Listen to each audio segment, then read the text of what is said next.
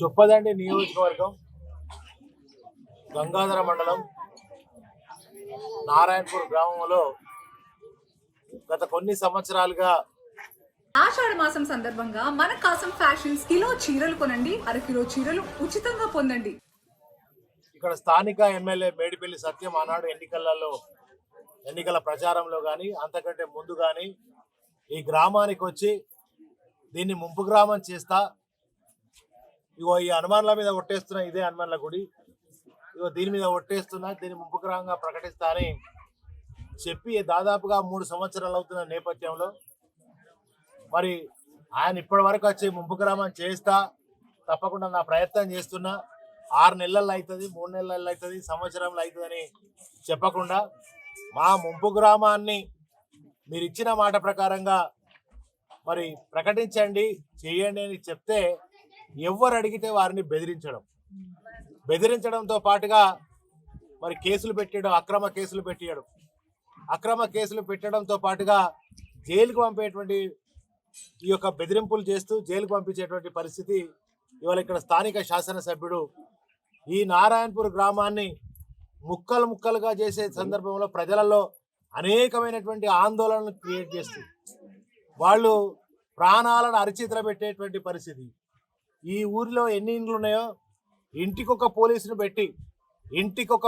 పెట్టి వాళ్ళను భయాందోళన గురి చేయడంతో పాటుగా అక్రమ కేసులు పెట్టి నిన్న మరి ఊర్లో సర్వే వస్తున్నారని చెప్తే ఆ సర్వే కాడ నిలబడ్డటువంటి వాళ్ళు కొంతమంది ఇక్కడ ఆ సర్వేల దగ్గర లేనటువంటి వాళ్ళ మీద కూడా అక్రమ కేసులు పెట్టి ఈ ముంపు గ్రామం అడుగుతారు, ఆ బిడ్డ మీరు మీ సంగతి చూస్తా, మీ అంత చూస్తా అని మేడిపల్లి సత్యం వాళ్ళని బెదిరించడం, అంతేకాకుండా అక్రమ కేసులు పెట్టి పాపం వాళ్ళు భార్యో కాడ, పిల్లో కాడ, కొడుకో కాడ ఒక చెల్లె చెప్తాంది, మా డాడీ ఏడి అని నా బిడ్డ ఏడుస్తుంది సార్, నేను మా డాడీ ఏడున్నాడని చూపించాలి సార్ అని ఆ చెల్లె ఏడుస్తున్నప్పుడు నాకు కూడా నిజంగా దుఃఖం వచ్చింది.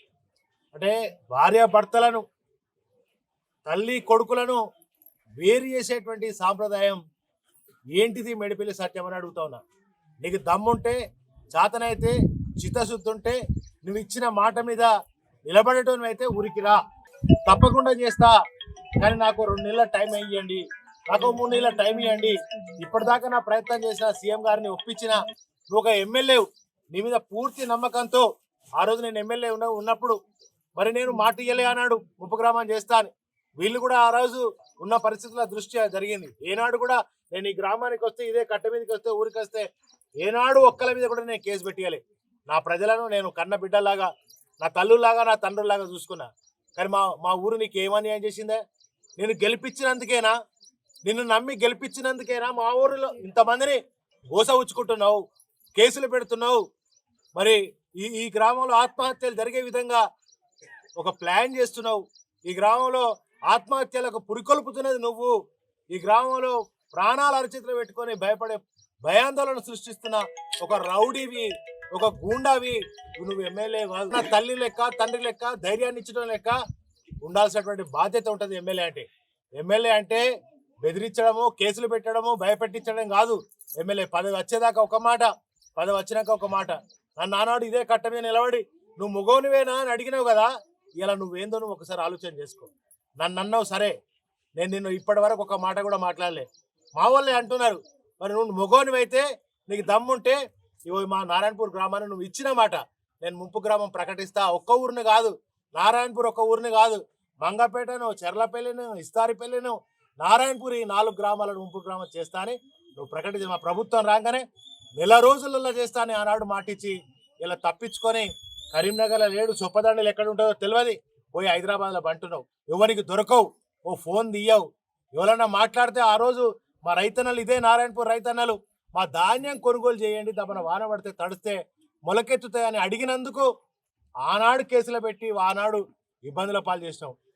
ఈ నియోజకవర్గంలో ఎవరు ప్రశ్నిస్తే వాళ్ళ మీద కేసులు పెట్టి వాళ్ళని ఇబ్బంది వేస్తున్నాం. ఇది నీకు మంచిది కాదు. మా నారాయణపూర్ గ్రామ ప్రజల ఉసురు తలుగుతుంది, గోస తలుగుతుంది. మా వాళ్ళని రోజు ఏడిపిస్తున్నాం, వాళ్ళ కన్నీళ్లు తలుగుతాయి నీకు.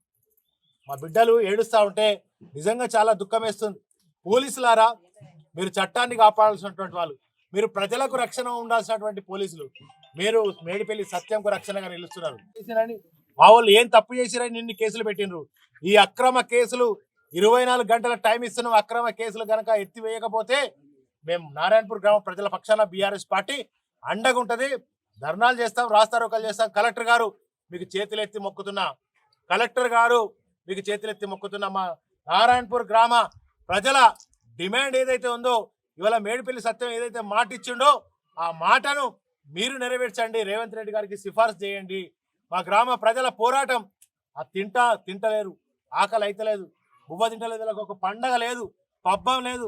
తొలి ఏకాదశి నాడు వచ్చి వీళ్ళేమో పండగలో ఉన్నారు. పాపం వాళ్ళకి ఈ పండగ లేకుండా చేసి పారేసారు. సర్వే కన్నా వస్తే భార్య కాడ, భర్త కాడ, పండుగ కాడ ఉరికితే బతికేటువంటి పరిస్థితి. పోలీసులు ఏమో ఇంటికి కావాలంటారు, ఇంట్లకు తాళాలు వేసినట్టు బెడాలు పెట్టి పోలీసులు మరి బయట నిలబడతారు. వీళ్ళేమో బయటకు రాలేరు, బయటకు రానియరు. కట్ట మీద దొంగ సర్వేలు చేసుకొని ఇలా మా ప్రజల్ని వంచి మోసం చేసేటువంటి పరిస్థితి చేస్తా ఉన్నారు. ఓ పండగ లేదు, పబ్బం లేదు. మరి వాళ్ళు రోజుకొక్కసారి కూడా అన్నం తినేటువంటి పరిస్థితి లేదు. ఇలా సత్యం రోజుకు 4 సార్లు దున్నపోతు లెక్క తింటున్నావు కదా. మా గ్రామ ప్రజల బాధ కన్నీళ్లు కనబడుతున్నావా నీకు? పోలీసులారా మీరు దయచేసి సిపి గారికి నేను దండం పెట్టి రిక్వెస్ట్ చేస్తున్నా. మా నారాయణపూర్ గ్రామ ప్రజల మీద ఎవరైతే కేసులు పెట్టిండ్రో అక్రమ కేసులను వెంటనే వెత్తివేయాలి. అక్రమ కేసులు ఏవైతే మీరు పెట్టిండ్రో మీరు విచారణ చేయండి. సిపి గారు మా ఊరికి రండి, మేమందరం కూడా మీద కూర్చుంటాం. నిజాలు తేల్చండి. జరిగిందేంది, ఎవరున్నారు, ఏం జరిగింది, ఏమి ఇక్కడ కుట్రలు జరుగుతున్నాయి, ఇంకా ప్రజలను వంచే మోసం చేసే ప్రయత్నం ఏం జరుగుతుందో సిపి గారు దయచేసి మీకు కూడా దండం పెడుతున్నా. రండి, మా గ్రామానికి రండి. మా వాళ్ళ బాధ ఏందో, కన్నీళ్ళు ఏందో అర్థం చేసుకొని మీరు ప్రయత్నం చేయండి. అక్రమ కేసులను వెంటనే వెత్తివేయాలని చెప్పి నేను సిపి గారిని డిమాండ్ చేస్తూ, రేవంత్ రెడ్డి గారు మీ ఎమ్మెల్యే మేడిపల్లి సత్యం పట్టి దోసుకుంటాడు, ఎన్నో రకాల దోసుకొని ఆయన బంగ్లాలు కట్టుకొని 100 కోట్లు కాదు 1000 కోట్లు సంపాదించు. కానీ మా ప్రజలు ఏం చేశారా? మా నారాయణపూర్ గ్రామ ప్రజలు ఏం చేశారు? నువ్వు ఇచ్చిన మాటనే, నువ్వు ఏదైతే మా ముంపు గ్రామం చేస్తా అని అన్నావో గదే చెయ్యమని అన్నందుకు నేరం చేసిరా వీళ్ళు? ఏం తప్పు చేశారు? వీళ్ళని ఎందుకు జైలుకు పంపుతావని అడుగుతున్నా. మేడిపల్లి సత్యం నీది ఎక్కడ బిడ్డ? మా ఊరోళ్ళు ఏం చేశారు బిడ్డ? నిన్నేమన్నారు బిడ్డ? నువ్వు మా నారాయణపూర్ గ్రామం మీద ఎందుకింత పగబట్టినావు? మా ఊరి ప్రజలను నీకు నోరు లేదా? మా వాళ్ళు ఇంత ఏళ్ళ కొద్ది అరికోస పడతా అంటే, పోలీస్ స్టేషన్ల పొట్టు తిరుగుతా అంటే, కేసులు ఎంబడపట్టు తిరుగుతా అంటే, కేసులు పెట్టించి పోలీస్ స్టేషన్ల పొట్టు తిప్పించి భయాందోళనలు చేసి శాతగాని దద్దమ్మా నీకు నిజంగా చేతనైతే నేను ఈ రోజు అంటున్నా నారాయణపూర్ నుంచి నువ్వు మొగోనివే అయితే మా ఊరిని ముంపు గ్రామం చేస్తాను మాటిచ్చినావు కదా. ఈ కట్ట మీద ఇదే హనుమాన్ల గుడి మీద ప్రమాణం చేసావు కదా. చలో ఇచ్చి చూపి నీకు దమ్ముంటే గది మగతనం అంటే. ఇలా మా వాళ్ళని జైల్లోకి పంపుడు కాదు. నీ గూండాలు మా నారాయణపూర్ గ్రామ యువకులను వేధిస్తున్నారు. సంపుతం రా అంటున్నారు. మేము చావడానికైనా సిద్ధం, ఈ ప్రజల కోసమే చావడానికైనా సిద్ధం. కానీ మా ముంపు గ్రామం సాధించే వరకు మా ప్రజల పక్షాన, మా ఊరి పక్షాన తప్పకుండా బీఆర్ఎస్ పార్టీ నారాయణపూర్ ప్రజల పక్షాన నిలబడుతుంది, కొట్లాడుతుంది. నీది ఇక్కడ కాదు. అయినా మా ప్రజలు నిన్ను కడుపులో పెట్టుకొని కాపాడుకొని గెలిపించుకున్నారు. ఆ కృతజ్ఞత ఏది నీది? నన్ను ఊరోని అయినా కూడా నువ్వు ఇచ్చిన మాయ మాటలకు, నువ్వు ఏడ్చినందుకు, నీ దొంగ మాటలకు, నీ మాయ మాటలకు, నీ ఒట్లకు, దేవుని మీద వేసిన ఒట్లకు వాళ్ళు నమ్మి వాళ్ళు ఓట్లేసాను. నువ్వు గెలిచినావు. ఇలా గెలిచేదాకా ఒక మాట, గెలిచినాక ఇంకో మాట మా ప్రజలను మోసం చేస్తున్నావు కనుక ఖబర్దార్ మేడిపల్లి సత్యం. ఇచ్చిన మాట నిలబెట్టుకుంటావా? నిన్ను తరిమే సమయం వస్తుందని చెప్పి మేము నారాయణపూర్ గ్రామ ప్రజల పక్షాన డిమాండ్ చేస్తాం.